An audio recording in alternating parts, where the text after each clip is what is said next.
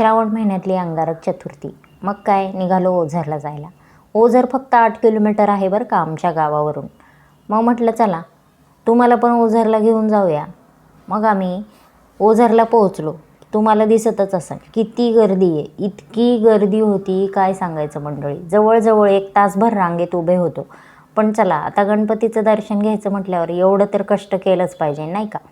मग 1 तासभर रांगेत उभं होतो. सोनूबाई पण नुसते न कंटाळता आज रांगेत उभ्या राहिल्या. आणि कधी नव्हे तो पोरांचे पप्पासुद्धा रांगेत उभा राहून दर्शनाला आले बरं का. कुठून गुण आला होता काय माहिती. हा आहे मंदिराचा सभामंडप. मस्त फुलांनी सजवला होता. आणि आतमध्ये गेल्यावर सुद्धा मंदिराला पूर्ण वळसा देऊन मग रांग संपत होती. म्हणून तिथंसुद्धा बराच वेळ लागला. हा आहे कळस. घ्या कळसाचं दर्शन चला लवकर. आणि मग दर्शन झाल्यावर आम्ही येडगावच्या धरणावर शांतपणे बसून मस्त छान निसर्गाचा आनंद घेत होतो. आणि फोटोसुद्धा काढले बरं का.